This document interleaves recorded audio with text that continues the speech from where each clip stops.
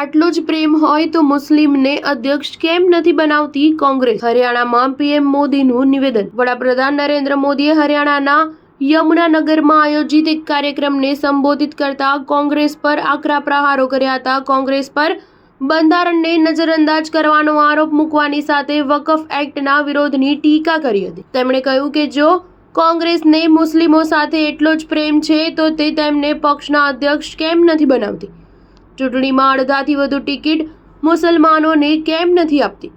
કોંગ્રેસ સત્તા માટે બંધારણનો ઉપયોગ કરી રહી હોવાનો આરોપ મૂકતા વડાપ્રધાને આગળ કહ્યું કે કોંગ્રેસ હંમેશા સત્તા પર કબજો મેળવવા બંધારણનો હથિયાર તરીકે ઉપયોગ કરે છે. આ કોંગ્રેસે કટ્ટરપંથી મુસ્લિમોનું તૃષ્ટિકરણ કરવા વકફ એક્ટ 2013માં સુધારો કર્યો હતો. ચૂંટણી જીતવા માટે તેણે કાયદો ઘડી બંધારણને નબળું પાડ્યું. જો કોંગ્રેસને મુસ્લિમો સાથે આટલો જ પ્રેમ હોય તો કોઈ મુસ્લિમને કેમ પક્ષના અધ્યક્ષ નથી બનાવતી?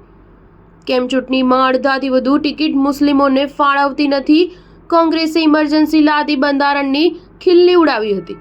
સત્તા જાળવી રાખવા માટે બંધારણની ભાવનાને ઠેસ પહોંચાડી. પીએમએ કહ્યું કે બંધારણનો ઉદ્દેશ તમામ માટે ન્યાય અને સમાનતા લાગુ કરવાનો છે.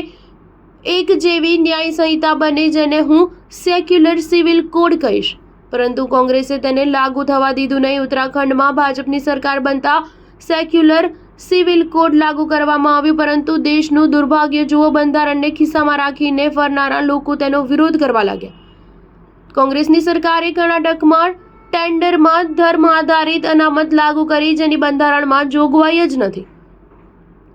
કોંગ્રેસ પર નિશાન સાધતા તેમણે કહ્યું, આપણે એ ન ભૂલવું જોઈએ કે કોંગ્રેસે બાબા સાહેબ સાથે શું કર્યું. જ્યાં સુધી બાબા સાહેબ જીવતા હતા ત્યાં સુધી કોંગ્રેસે તેમનું અપમાન કર્યું. તેઓ 2 વાર ચૂંટણી હારી ગયા.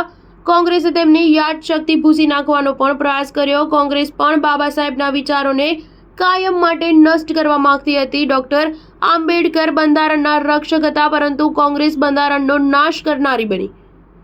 દેશમાં એસસી, એસટી અને ઓબીસીને બીજા વર્ગના નાગરિક માનતી હતી, જ્યારે કોંગ્રેસના નેતાઓ સ્વિમિંગ પુલ જેવી સુવિધાઓનો આનંદ માણતા હતા.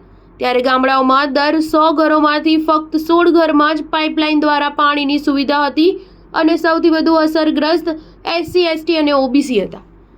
આજે જે લોકો દરેક શેરીમાં ભાષણો આપી રહ્યા છે, તેઓએ ઓછામાં ઓછું આપણા એસસી, એસટી અને ઓબીસી ભાઈઓના ઘરોમાં પાણી પહોંચાડવાનું જોઈતું હતું. સ્ટાર ન્યૂઝ 7 હંમેશા સચ્ચાઈની સાથે.